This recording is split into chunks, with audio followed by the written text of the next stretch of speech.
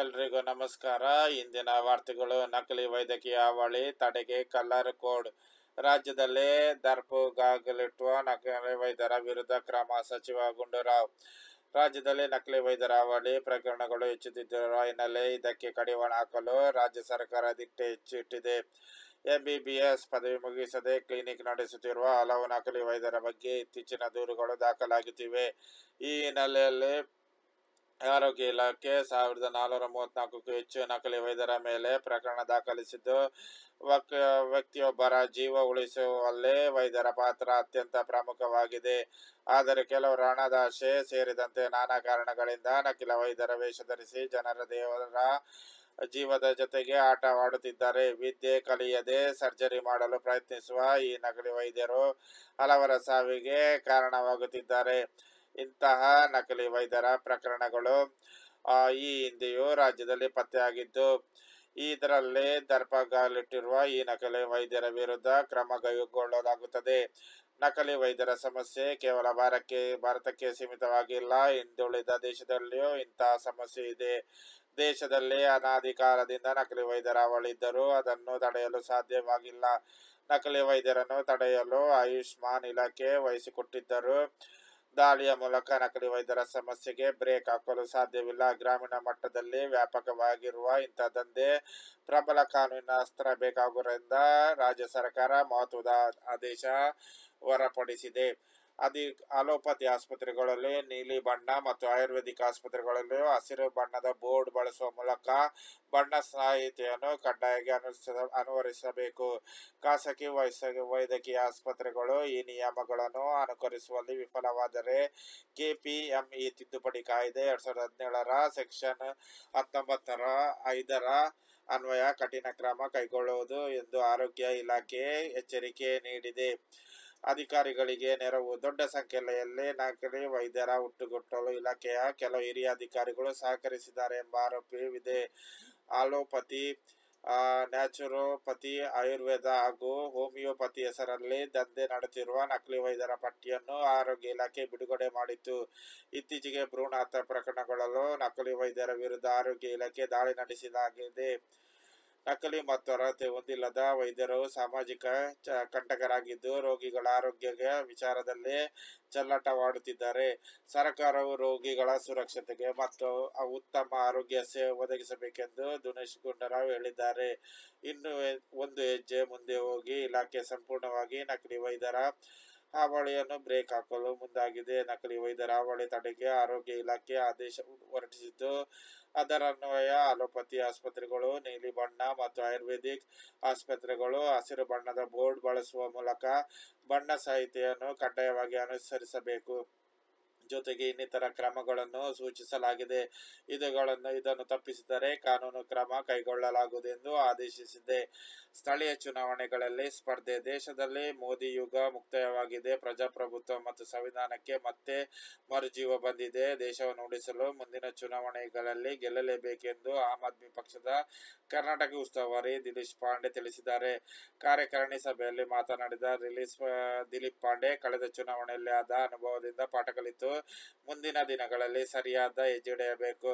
ಮುಂಬರುವ ಸ್ಥಳೀಯ ಸಂಸ್ಥೆಗಳ ಚುನಾವಣೆಗೆ ಈಗಿನಿಂದಲೂ ತಯಾರಿಸಬೇಕು ಎಂದು ಆಮ್ ಆದ್ಮಿ ಪಕ್ಷದ ರಾಷ್ಟ್ರೀಯ ಜಂಟಿ ಕಾರ್ಯದರ್ಶಿ ಪೃಥ್ವಿ ರೆಡ್ಡಿ ಮಾತನಾಡಿ, ದೇಶದಲ್ಲಿ 18,000 ರಾಜಕೀಯ ಪಕ್ಷಗಳು ಇದ್ದರೂ ಅಮಿತ್ ಶಾ ಮತ್ತು ನರೇಂದ್ರ ಮೋದಿ ಆಮ್ ಆದ್ಮಿ ಪಾರ್ಟಿ ಹಿಂದೆ ಬಿದ್ದಿದ್ದಾರೆ.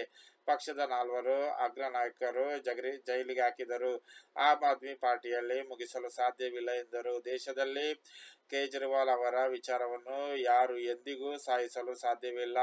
ರಾಜ್ಯದಲ್ಲಿ ಮುಂಬರುವ ಬಿಬಿಎಂಪಿ, ಗ್ರಾಮ ಪಂಚಾಯಿತಿ ಸೇರಿದಂತೆ ಎಲ್ಲ ಸ್ಥಳೀಯ ಚುನಾವಣೆಯಲ್ಲಿ ಆಮ್ ಆದ್ಮಿ ಪಾರ್ಟಿಯಿಂದ ಎಲ್ಲರೂ ಸ್ಪರ್ಧೆ ಮಾಡಬೇಕು. ಗೆಲ್ಲುವ ಸಾಮರ್ಥ್ಯ ತೋರಿಸುವ ಸಮಾಜದಲ್ಲಿ ಎಲ್ಲರಿಗೂ ನಮ್ಮೊಂದಿಗೆ ಕೈ ಜೋಡಿಸಿದ್ದಾರೆ ಎಂದಿದ್ದಾರೆ. ಹೀಗೆ ಹಲವು ರೀತಿಯ ವಿಷಯಗಳುಂಟು. ಕುದುರೆ ಪಂದ್ಯ ನಿರಾಕರಿಸಿದ ಸರ್ಕಾರ ಹೈಮೆಟ್ಟಲಿದ ರೇಸ್ ಕೋರ್ಸ್. ಪ್ರಸ್ತುತ ವರ್ಷದ ಜೂನ್-ಜುಲೈ ಋತುವಿನಲ್ಲಿ ಬೆಂಗಳೂರಿನಲ್ಲಿ ಕುದುರೆ ರೇಸ್ ನಡೆಸಲು ಅನುಮತಿ ಕೋರಿ ಬೆಂಗಳೂರು ಟರ್ಫ್ ಕ್ಲಬ್ ಸಲ್ಲಿಸಿದ ಮನವಿ ತಿರಸ್ಕರಿಸುವ ಸರ್ಕಾರದ ಕ್ರಮ ಪ್ರಶ್ನಿಸಿ ಕ್ಲಬ್ ಹೈಕೋರ್ಟ್ ಮೆಟ್ಟಿಲೇರಿದೆ. ಬಿಟಿಸಿ ಸಲ್ಲಿಸಿದ ಅರ್ಜಿ ವಿಚಾರಣೆ ನಡೆಸಿದ ನ್ಯಾಯಮೂರ್ತಿ ಎಸ್.ಆರ್. ಕೃಷ್ಣಕುಮಾರ್ ಅವಿರುದ್ಧ ಏಕಪೀಠ ಬಿಪಿಸಿ ಅರ್ಜಿ ವಿಚಾರಣೆ ನಡೆಸಿ ಆಕ್ಷೇಪಣೆ ಸಲ್ಲಿಸುವಂತೆ ಸರ್ಕಾರಕ್ಕೆ ನಿರ್ದೇಶನ ನೀಡಿ ವಿಚಾರಣೆಯನ್ನು ಜೂನ್ 12ಕ್ಕೆ ಮುಂದುವರೆದಿದೆ. ವಿಚಾರಣೆ ವೇಳೆ ಅರ್ಜಿದಾರರ ಪರ ವಕೀಲರು ಈ ಮೊದಲು ಬೆಂಗಳೂರಿನಲ್ಲಿ ಟರ್ಫ್ ಕ್ಲಬ್ನಲ್ಲಿ ರೇಸ್ ಚಟುವಟಿಕೆ ನಡೆಸಲು ಷರತ್ತುಬದ್ಧ ಅನುಮತಿ ನೀಡುವ ಸಂಬಂಧ ಸರ್ಕಾರ ಜೂನ್ 6ರೊಳಗೆ ನಿರ್ಧಾರ ಕೈಗೊಳ್ಳಲು ಹೈಕೋರ್ಟ್ ಕಳೆದ ಮೇ 23ರಂದು ನಿರ್ದೇಶನ ನೀಡಿತ್ತು. ಅದರಂತೆ ಬಿಎಂಟಿಸಿ ಸಲ್ಲಿಸಿದ ಅರ್ಜಿಯನ್ನು ಸಕ್ಷಮ ಪ್ರಾಧಿಕಾರ ತಿರಸ್ಕರಿಸಿದೆ ಎಂದಿದ್ದಾರೆ. ಅಲ್ಲದೆ ಐಟಿಸಿ ಆವರಣದಲ್ಲಿ ಅಕ್ರಮ ಬೆಟ್ಟಿಂಗ್ ಮತ್ತಿತರ ಕಾನೂನು ಬಾಹಿರ ಚಟುವಟಿಕೆಗಳು ನಡೆಯುತ್ತಿವೆ. ಜೊತೆಗೆ ಬಿಟಿಸಿ ಪರವಾಗಿ ಷರತ್ತುಗಳ ಉಲ್ಲಂಘನೆ ಮಾಡುವುದಲ್ಲದೆ ಹಲವು ನಿಯಮಗಳನ್ನು ಪಾಲನೆ ಮಾಡುತ್ತಿಲ್ಲ ಎಂಬ ಕಾರಣವನ್ನು ನೀಡಿ ಸಕ್ಷಮ ಪ್ರಾಧಿಕಾರ ಬಿಟಿಸಿ ಅರ್ಜಿಯನ್ನು ತಿರಸ್ಕರಿಸಿದೆ. ಇದರಿಂದ ಬಿಟಿಸಿಗೆ ಸಾಕಷ್ಟು ತೊಂದರೆ ಆಗಲಿದೆ. ಜೊತೆಗೆ ರೇಸ್ ಚಟುವಟಿಕೆಗಳು ನಡೆಯದಂತೆ ಲಕ್ಷಾಂತರ ರೂಪಾಯಿ ಮಂದಿಯ ಜೀವನೋಪಾಯಕ್ಕೆ ತೊಂದರೆ ಆಗಿದೆ ಎಂದು ಹೇಳಿದರು. ಸಕ್ಷಮ ಪ್ರಾಧಿಕಾರ ಕ್ಲಬ್ ಹಾಗೂ ಬುಕ್ಕಿಗಳ ಅಕ್ರಮಗಳ ಬಗ್ಗೆ ಸಿಸಿಬಿ ತನಿಖೆ ಬಾಕಿ ಇದೆ ಎಂದು ಸಹ ಹೇಳಿದೆ. ಅದನ್ನು ಸಕ್ಷಮ ಪ್ರಾಧಿಕಾರಿಗಳು ಅರ್ಜಿ ತಿರಸ್ಕಾರಕ್ಕೆ ನೀಡುವ ಕಾರಣ ಸರಿಯಲ್ಲ. ಅದಕ್ಕೂ ರೇಸ್ಗೂ ಸಂಬಂಧವಿಲ್ಲ. ಹಾಗಾಗಿ ಪ್ರತಿ ವರ್ಷದಂತೆ ಈ ವರ್ಷ ಕುದುರೆ ರೇಸ್ ನಡೆಸಲು ಅನುಮತಿ ನೀಡಲು ನ್ಯಾಯಾಲಯಕ್ಕೆ ಮನವಿ ಮಾಡಿದ್ದಾರೆ. ನಕಲಿ ದಾಖಲೆ ಸೃಷ್ಟಿಸಿ ವಿದೇಶಿ ಕೋರ್ಟ್ಗೆ ಸಲ್ಲಿಕೆ, ಪೊಲೀಸರಿಗೆ ತನಿಖೆಯ ದೂರು. ನಗರದಲ್ಲಿ ನಕಲಿ ದಾಖಲೆಗಳನ್ನು ಸೃಷ್ಟಿಸಿ ಅವುಗಳನ್ನು ವಿದೇಶಿ ನ್ಯಾಯಾಲಯಕ್ಕೆ ಸಲ್ಲಿಸಿರುವ ಕುರಿತು ತನಿಖೆ ನಡೆಸಲು ಇಲ್ಲಿನ ಪೊಲೀಸರಿಗೆ ಅಧಿಕಾರವಿದೆ ಎಂದು ಹೈಕೋರ್ಟ್ ಆದೇಶ ಸೃಷ್ಟಿಸಿದೆ.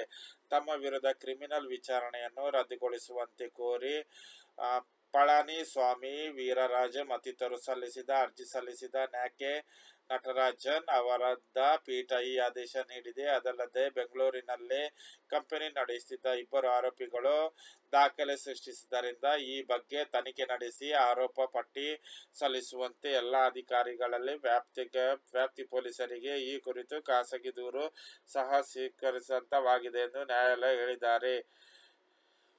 ವಿಡಿಯೋ ಇಷ್ಟವಾದರೆ ನನ್ನ ಚಾನಲ್ ಲೈಕ್ ಮಾಡೋಕ್ಕೆ ಇದು ಮಾಡಿ. ಪೆನ್ ಡ್ರೈವ್ ಹಂಚಿಕೆ ಪ್ರಕರಣ ಆರೋಪಿ ಕಾರ್ತಿಕ್ ಗೌಡ ಸೆರೆ. ಅರಮನೆ ಮೈದಾನದಲ್ಲಿ ನಡೆಯುವ ದಕ್ಷಿಣ ಭಾರತ ಉತ್ಸವ 2024ಕ್ಕೆ ಅಗತ್ಯ ಸಿದ್ಧತೆ. ದಕ್ಷಿಣ ಭಾರತದ ಪ್ರವಾಸೋದ್ಯಮಕ್ಕೆ ನೀಲನಕ್ಷೆ ಎಚ್.ಕೆ. ಪಾಟೀಲ್.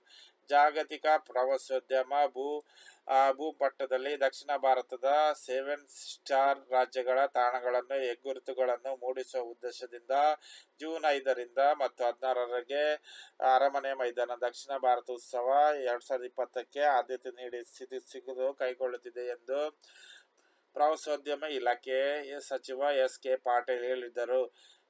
ಕೆಎಫ್ಸಿಸಿಐ ಪ್ರವಾಸೋದ್ಯಮ ಇಲಾಖೆ ವತಿಯಿಂದ ಜೂನ್ 5ರಿಂದ 16ರಂದು ಅರಮನೆ ಮೈದಾನದಲ್ಲಿ ದಕ್ಷಿಣ ಭಾರತ ಉತ್ಸವ 2024 ಮಾತನಾಡಿ, ದಕ್ಷಿಣ ರಾಜ್ಯಗಳ ಪ್ರವಾಸೋದ್ಯಮ ಕ್ಷೇತ್ರದಲ್ಲಿ ಹೂಡಿಕೆ ವಿಫಲ ಅವಕಾಶಗಳಿದ್ದು ಇದನ್ನು ಸದ್ಬಳಕೆ ಮಾಡಿಕೊಳ್ಳಲು ಜಾಗತಿಕ ಪ್ರವಾಸೋದ್ಯಮ ವಲಯದಲ್ಲಿ ದಕ್ಷಿಣ ಭಾರತಕ್ಕೆ ಮಹತ್ವದ ಸ್ಥಾನಮಾನ ದೊರಕಿಸಿಕೊಳ್ಳುವ ಉದ್ದೇಶದಿಂದ ಈ ಉತ್ಸವ ಆಯೋಜಿಸಲಾಗಿದೆ. ಜಾಗತಿಕವಾಗಿ ಅಮೆಜಾನ್ ವನ್ಯ ಪ್ರದೇಶದಂತೆ ತನ್ನದೇ ಆದ ಮನಮೋಹಕವಾಗಿ ಹಸಿರುದೊಡ್ಡಿರುವ ಪಶ್ಚಿಮ ಘಟ್ಟ ಗಿರಿಧಾಮಗಳು, ನದಿ ಸರೋವರಗಳನ್ನು ಯುನೆಸ್ಕೋ ವಿಶ್ವ ಪಾರಂಪರಿಕ ತಾಣಗಳ ಪಟ್ಟಿಗೆ ಸೇರಿಸಲಾಗಿದೆ. ಜಗದ್ವಿಖ್ಯಾತ ಬಾದಾಮಿ, ಐಹೊಳೆ, ಪಟ್ಟದಕಲ್ಲು, ವಿಶ್ವ ಆಶ್ಚರ್ಯಗಳಾದ ಗೋಲ್ ಗುಂಬಜ್ ಹಲವು ರಾಜ್ಯ ವೈಶಿಷ್ಟ್ಯಗಳಾಗಿವೆ.